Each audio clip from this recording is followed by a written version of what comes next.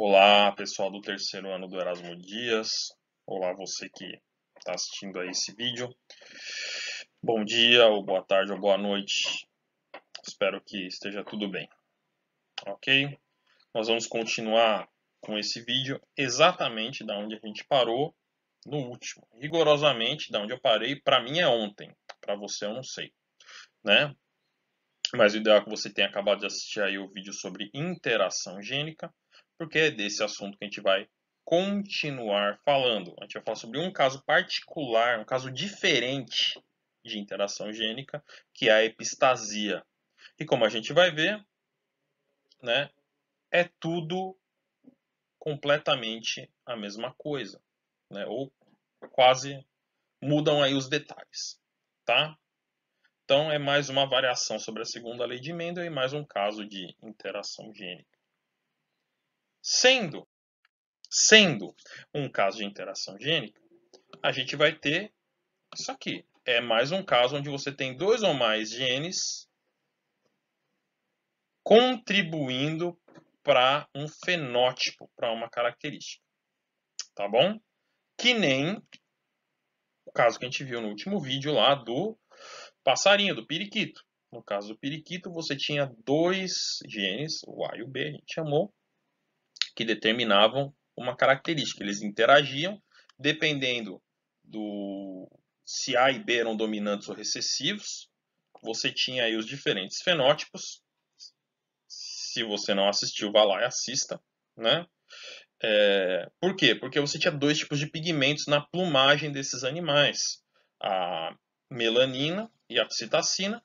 E aí, se o animal tinha um, tinha o outro, ou tinha os dois, ou não tinha nenhum, isso ia dar diferentes colorações para a plumagem. Não só isso, a deposição e a produção de cada pigmento era determinado por um gene. Então, dois genes que juntos contribuíam para uma característica, para um fenótipo. Epistasia é isso aí também, tá? Com uma diferença importante. Na epistasia, a gente tem o gene, geralmente a gente chama gene E, né? O nomezinho dele é E, que é o gene. Minha cabeça está na frente, olha que legal. É o gene epistático. O que isso significa? Vai aparecer no próximo slide, não se preocupe não. O gene, quando ele está ativo, ele anula a ação de um outro gene qualquer, né? Então, a gente vai ver um exemplo já já, imediatamente, na verdade, mas é isso. Você tem o gene A. Vamos supor, para dar um exemplo fictício, tá, pessoal? Vamos supor que o gene A ele determine a pelagem animal qualquer. Então, se o animal tem azão, ele é marrom. Se o animal é recessivo, azinho, ele é cinza. Então, o azinho determina pelo cinza, o azão determina pelo marrom. Esse aqui é heterozigoto, ele seria marrom, né? Apesar de ser heterozigoto, porque o azão é dominante. Tudo bem? Se ele fosse azinho, azinho seria cinza.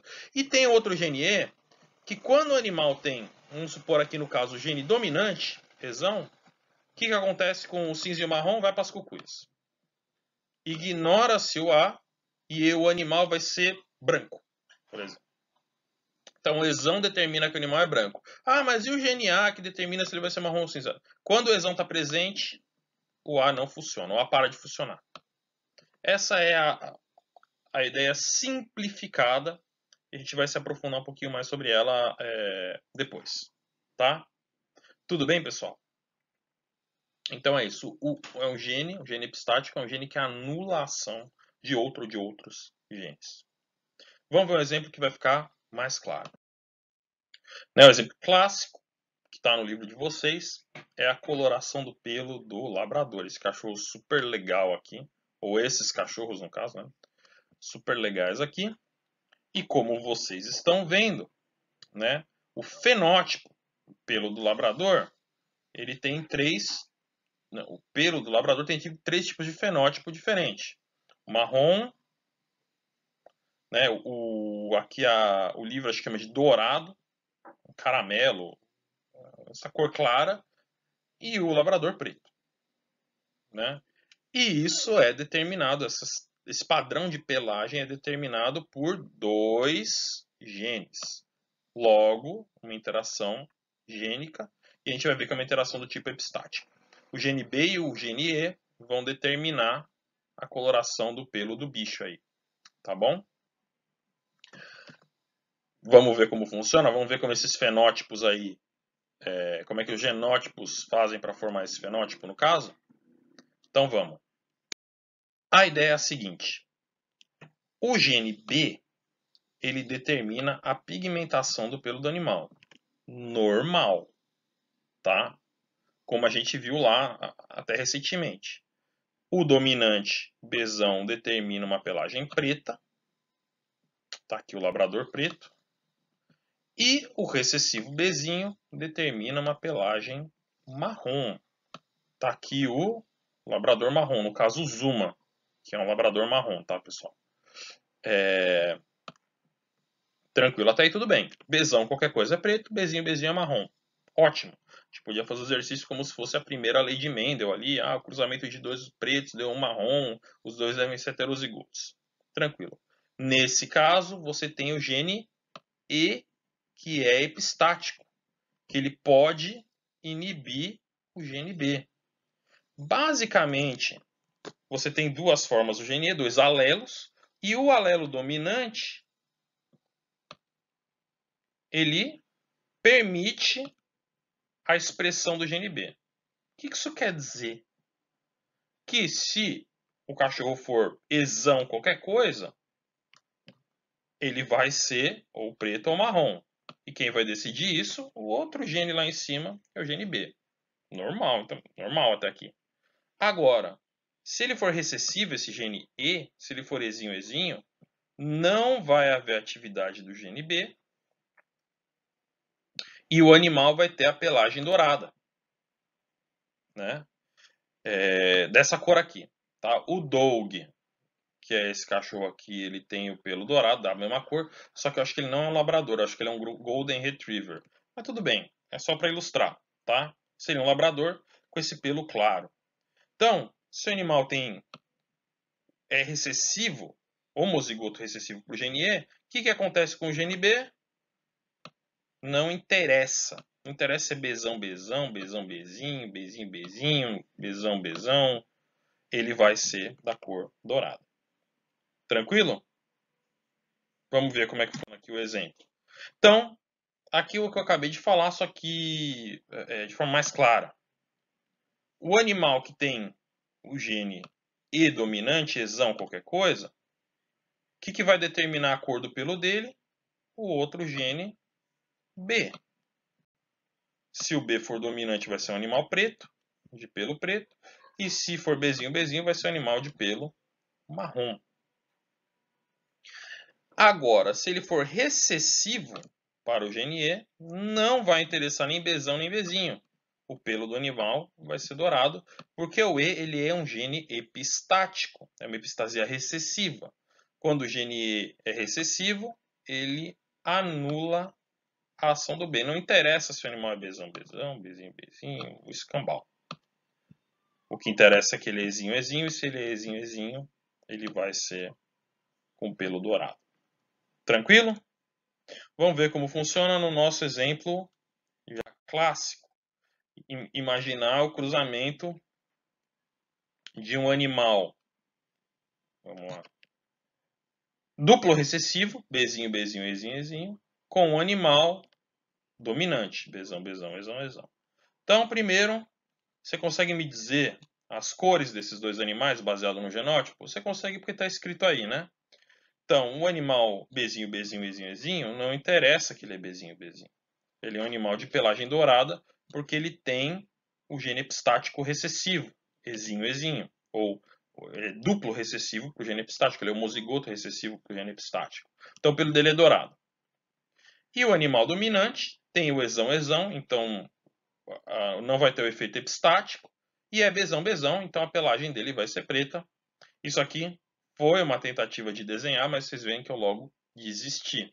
Tá? Então ignorem. Bom, como será que é o cruzamento desses animais? Que bichos podem aparecer? É fácil, porque a gente está falando de dois duplo homozigotos.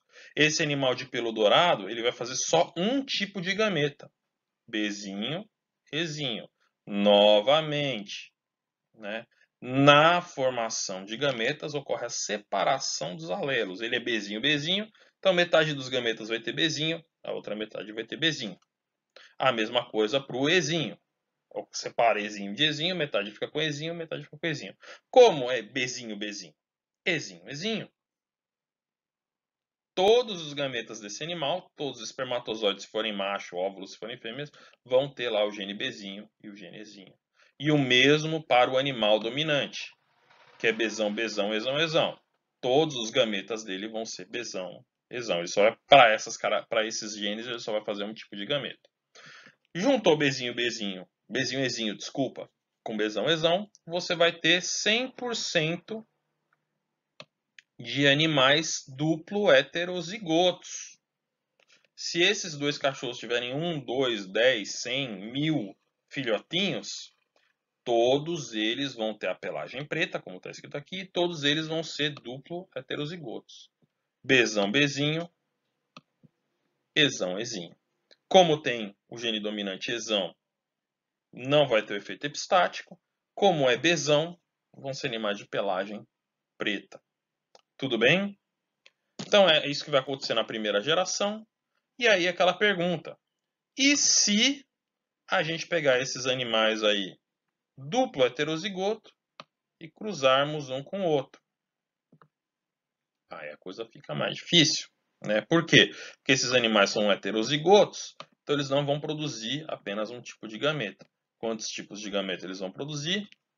Todas as combinações possíveis de B e E, de acordo com a segunda lei de Mendel. Então, este Bzão aqui, ele vai se separar do Bzinho e ele pode ir junto com o Ezão ou ele pode ir junto com o Ezinho. Então, Bzão, Ezão é um tipo de gameta, Bzão, Ezinho é outro. E esse Bzinho vai se separar do Bzão e ele pode ir junto ou do Ezão ou do Ezinho. Então, Bzinho, Ezão e Bzinho, Ezinho. Todos esses gametas podem ser formados no processo lá de mitose que a gente falou. E como o animal não tem só um gameta, ele tem milhões, bilhões ao longo da vida, principalmente se for um macho, né, que é muito espermatozoide, se for a fêmea tem lá um número de óvulos que não é pequeno também, ele vai ter todos esses tipos de gametas numa frequência igual, numa mesma proporção, vamos dizer assim, tá? Então, quando você pega um gameta de labrador, desse labrador aí duplo heterozigoto, você tem 25% de chance desse gameta conter um gene Bzão, Ezão, um gene Bzão e um gene Ezão, 25% de chance dele conter um gene Bzão e um gene Ezinho, 25% de chance dele conter um gene Bzinho e um gene Ezão, e 25% de chance de ser Bzinho, Ezinho. Tá? Então, se você pegar um espermatozoide desse labrador aí do heterozigoto, tem 1/4 de chance de ser qualquer um desses gametas. E se você pegar um óvulo de outro labrador, desculpa, que também é heterozigoto, também tem 25% de chance de ser um desses 4 tipos de gametas aqui. E se você combinar os dois, né, aí muita coisa pode acontecer. Como é que a gente descobre o que pode acontecer? Né? Vamos agora fazer algo totalmente diferente, o quadrinho de Punnett, o quadrinho maroto, né? A gente já sabe quais gametas são fabricados, então tá aqui o quadrinho, exatamente o que a gente está querendo fazer, né? Esse eu tenho que avisar para vocês, isso aí tirar do livro de vocês, tá? Então, dois animais duplo heterozigotos, os animais de pelo preto, mas que são duplo heterozigotos, Bzão, Bzinho, Ezão, Ezinho.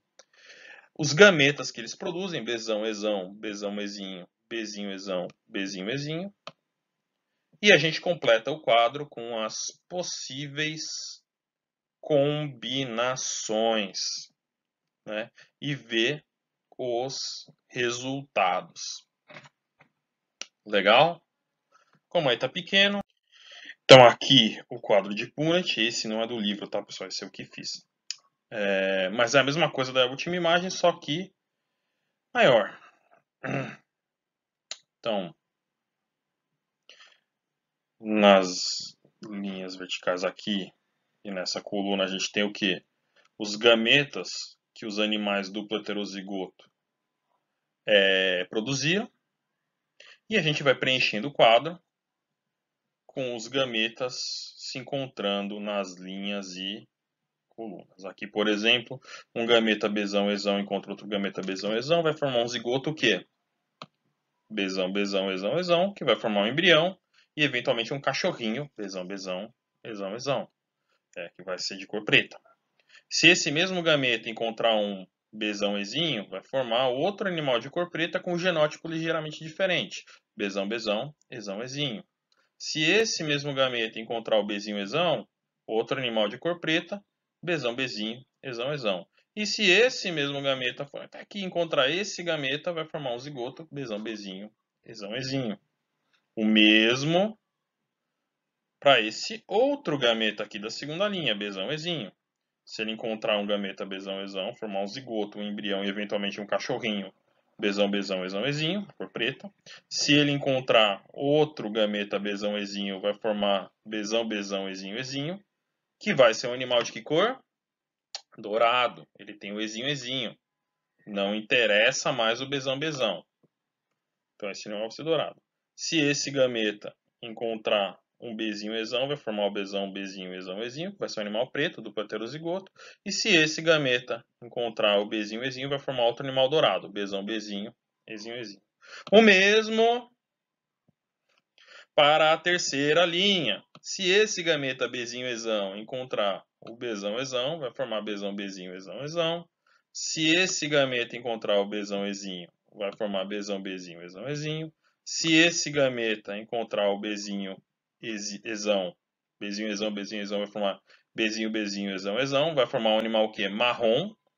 Ele é Ezão, então o GNB vai estar ativo, só que ele é recessivo, vai ser um animal marrom. E se esse mesmo gameta encontrar o Bzinho, Ezinho, também vai formar outro animal marrom. Bzinho, Bzinho, Ezão, Ezinho. Por fim, mesma coisa se esse gameta for o espermatozoide ou óvulo sortudo, encontrar um gameta Bzão, Ezão, Bzão, Bzinho, Ezão, Ezinho. Se esse gameta encontrar o gameta Bzão, Ezinho, Bzão, Bzinho, Ezinho, Ezinho, animal dourado. Se esse gameta encontrar o Bzinho, Ezão, Bzinho, Bzinho, Ezão, Ezinho, animal marrom. E se esse gameta encontrar outro gameta duplo recessivo, Bzinho, Bzinho, Ezinho, Ezinho, vai ficar um animal dourado. Tudo bem, pessoal? Mais uma vez eu falei isso na última aula. A dificuldade com isso aqui, eu vou no passo a passo, né, na aula sobre segunda lei e na aula de resolução de exercícios. Tô vendo que eu vou ter que fazer mais uma aula de resolução de exercícios disso aí, tá? Mas isso aí é pro futuro. Isso aqui eu não lembrava. Dá trabalho, né? E olha que não é aquela produção magistral, né? Mas dá trabalho. Bom, tudo bem, pessoal? Então vamos ver como é que ficou aí a prole desses dois labradores, ou como ficaria. Aqui são as proporções, tá? 9 em 16 teriam a pelagem preta, ou seja, teriam o genezão que permitiria a expressão do GNB e teriam o GNB dominante, seriam animais pretos. 3 em 16 a pelagem marrom, teriam o Ezão que permite a expressão do GNB, só que seriam recessivos para o B, marrom. E 4 em 16 pelagem dourada, né? Não interessa o B, se é Bzão, Bzinho, escambau, porque eles são recessivos para o gene epistático E, Ezinho, Ezinho. Tá? E é mais ou menos isso que está diferenciado aqui no livro de vocês, né? Essa tabela é a mesma tabela que eu fiz, só que um pouquinho mais bonitinha. Tá? E aqui em pequeno as proporções, tá? Vou falar um pouco mais, ele detalha um pouquinho mais, mas a base é essa. Ok, pessoal? E aí, para terminar, a gente tem que se perguntar: por que isso? Por que esse gene epistático? Como funciona?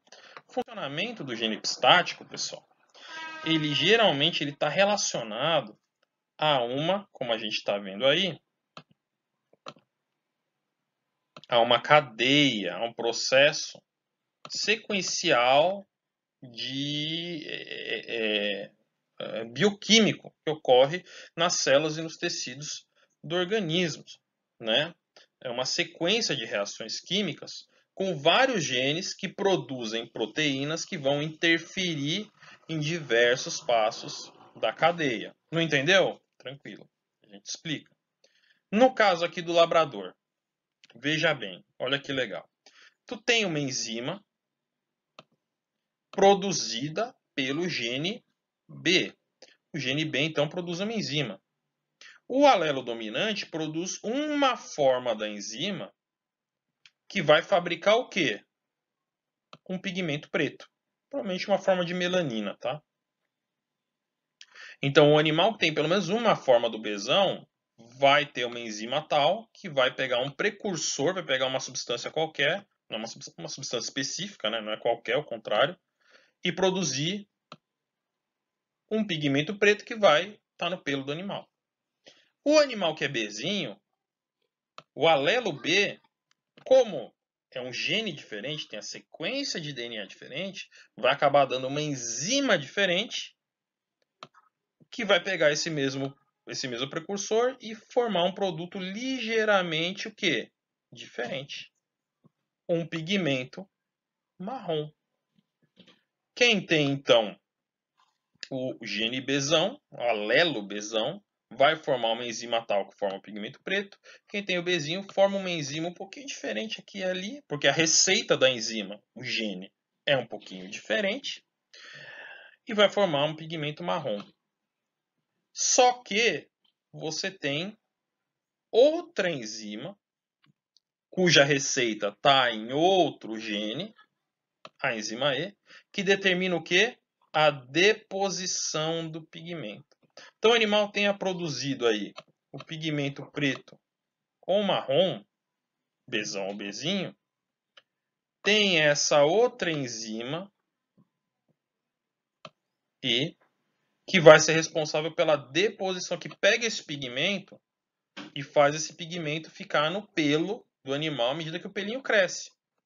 Deposição do pigmento. Tranquilo?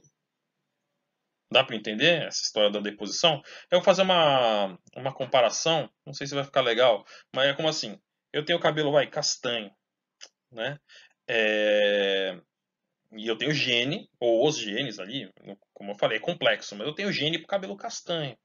À medida que eu vou ficando, minha idade vai aumentando, eu vou ficando estressado com os alunos, essa coisa maravilhosa, muitos dos meus cabelos já estão ficando o quê? Brancos. Na cara, no cabeça e na cara também. Né? Muito, muito pelo branco, muita barba branca. O gene continua lá, o gene de fazer cabelos castanhos continua lá. Mas alguma coisa está acontecendo, aí tem a ver com a idade, enfim, é complexo. Alguma coisa está acontecendo com a deposição desse pigmento no meu cabelo. Não tem mais a deposição. O cabelo continua crescendo, sem o pigmento, ele vai crescer branco, no meu caso. No caso do labrador, um pouquinho diferente, óbvio, né?